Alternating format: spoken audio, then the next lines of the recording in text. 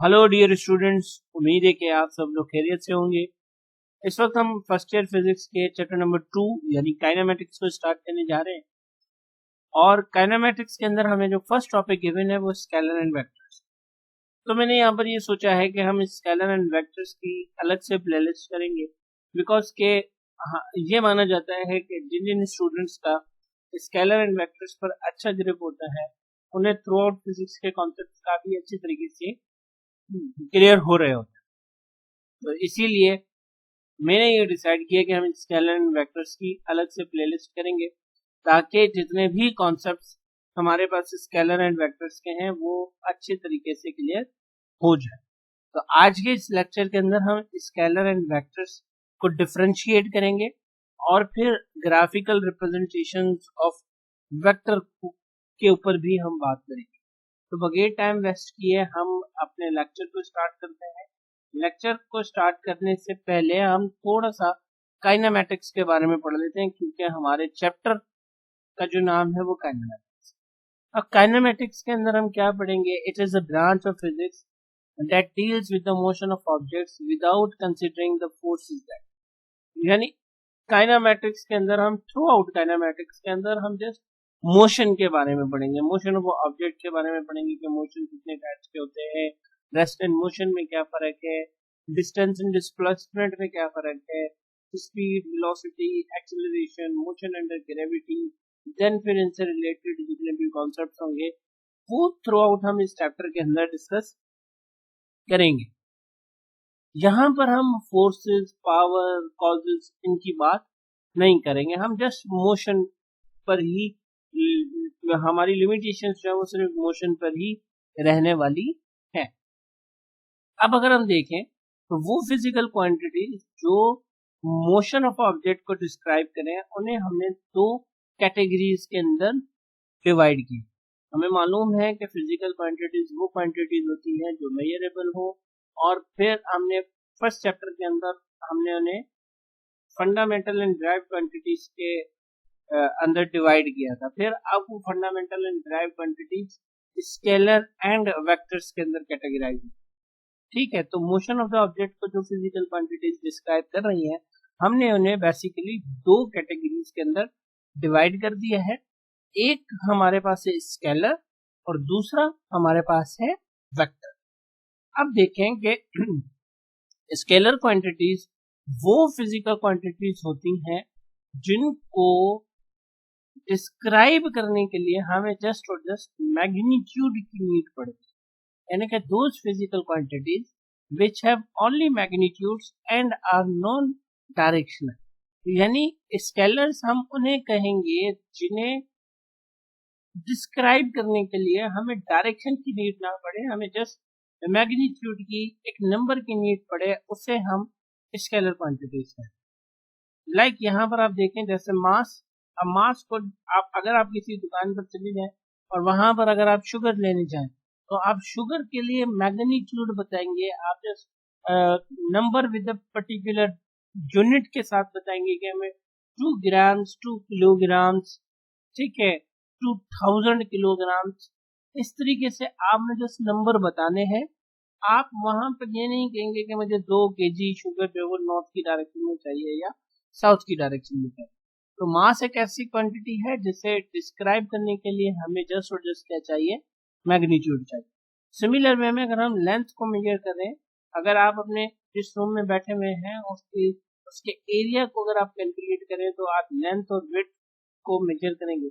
अब length and width को major करने के लिए भी अगेन हमें डायरेक्शन की नीड नहीं चाहिए, तो लेंथ भी हमारे पास क्या है? एक स्केलर क्वांटिटी। इसी तरीके से फिर अगर हम टेम्परेचर की बात करें तो आप देखेंगे आज बहुत ज्यादा गर्मी है या आज ठंड है, लेकिन जहां पर हम ये नहीं कहते कि आज नॉर्थ की डायरेक्शन में गर्मी है या साउथ की डायरेक्शन में ठंड है। मैं एक जस्ट एग्जांपल दे रहा हूं। तो इसी तरीके से mass, length, temperature, work, power, speed, time, इन्हें एक्सप्लेन करने के लिए हमें जस्ट मैग्नीट्यूड विद यूनिट की नीड पड़ती है, हमें डायरेक्शन की जरूरत नहीं पड़ती। तो ये क्वांटिटीज हमारे पास कंसीडर की जाती है एज एन स्केलर क्वांटिटीज। फिर अगर हम वेक्टर क्वांटिटीज की बात करें तो वो फिजिकल क्वांटिटीज जिन्हें एक्सप्लेन करने के लिए जिनके पास मैग्नीट्यूड के साथ साथ स्पेसिफिक डायरेक्शन हो, उन फिजिकल क्वांटिटीज को हम वेक्टर क्वांटिटीज कहते हैं, यानी कि those physical quantities which have magnitudes and direction are called vectors. For example, displacement, velocity, force, momentum, etc., etc., and thinking capacity. आप देखें कि डिस्प्लेसमेंट, वेलोसिटी, फोर्स, मोमेंटम, इन सब को एक्सप्लेन करने के लिए या इन सब फिजिकल क्वांटिटीज के पास मैग्नीट्यूड के साथ एक स्पेसिफिक डायरेक्शन भी मौजूद होती है, इसीलिए हम इन्हें कंसीडर करते हैं एज एन वेक्टर क्वांटिटीज। अब हम जैसे जैसे आगे जाएंगे तो हम इन्हें एक्सप्लेन भी करेंगे, इन पर बात भी करेंगे, इनको डिस्कस भी करेंगे।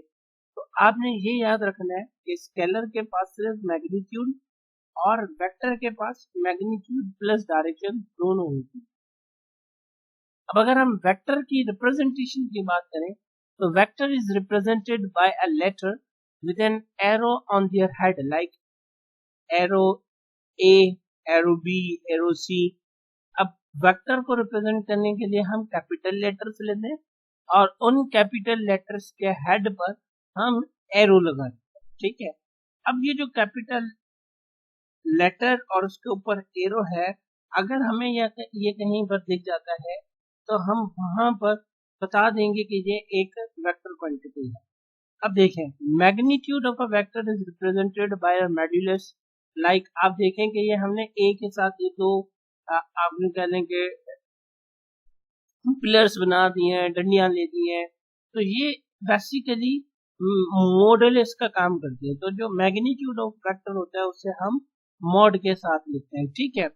और अब नीचे भी एक एग्जांपल लिया हुआ है, आप देखें कि जब हमने वेक्टर डी लिया हुआ है, ठीक है, वेक्टर डी जब हमने लिया हुआ है, डिस्प्लेसमेंट लिया हुआ है, तो हम मैंने आपको क्या कहा कि जहां भी आपको लेटर के ऊपर हेड पर एरो दिखाई दे तो हमें ये इंडिकेशंस मिल जाती हैं कि हम वेक्टर की बात कर रहे हैं। और वेक्टर के पास क्या होती है, मैग्नीट्यूड प्लस डायरेक्शन। तो आप देखें कि यहाँ पर 15 मीटर और साउथ डायरेक्शन गिवन है, 15 मीटर साउथ, तो ये एक वेक्टर की बात हो रही है यहाँ पर, ठीक है। लेकिन अगर हम मैग्नीट्यूड ऑफ द वेक्टर की बात कर रहे हैं तो मैग्नीट्यूड ऑफ द वेक्टर के लिए हमें डायरेक्शन की जरूरत ही नहीं है, तो हमने जस्ट 15 मीटर लिखा, क्लियर। तो भाई अब क्या होगा कि वेक्टर डी जो है वो 15 मीटर उसका मैग्नीट्यूड हो जाएगा और साउथ इसकी डायरेक्शन होगी। लेकिन अगर हम इस वेक्टर डी के मैग्नीट्यूड की सिर्फ बात कर रहे होते तो वो हमारे पास 15 मीटर। होप सो यहाँ तक आपको बात समझ में आ गई हो। अब हमारे पास एक ग्राफिकल रिप्रेजेंटेशन। अब देखें कि ग्राफिकल रिप्रेजेंटेशन क्या है कि ग्राफिकली वेक्टर, अगर हमें एक वेक्टर को ग्राफिकली रिप्रेजेंट करना तो हम क्या करेंगे कि हम एक straight line with an arrow के साथ वेक्टर को रिप्रेजेंट, ठीक है। ये हमारे पास एक वेक्टर की ग्राफिकल रिप्रेजेंटेशन आ जाएगी जिसमें length of the line indicates the magnitude of the vector.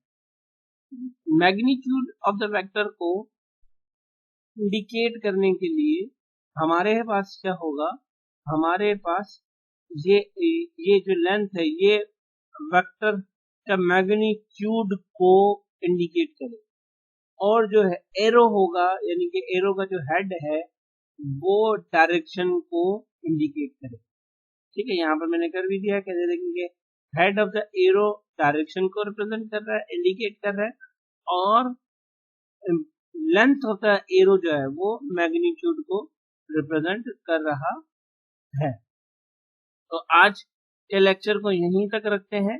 इंशाल्लाह नेक्स्ट के लेक्चर के अंदर हम रेक्टेंगुलर कोऑर्डिनेट सिस्टम के ऊपर बात करेंगे, वहां पर भी हम ग्राफिकल रिप्रेजेंटेशन को ही कंटिन्यू रखेंगे। यहाँ तक ऐसी कोई बात जो आपको ना समझ में आई हो मुझसे कमेंट सेक्शन में जरूर पूछ लीजिएगा। तब तक के लिए अल्लाह हाफिज।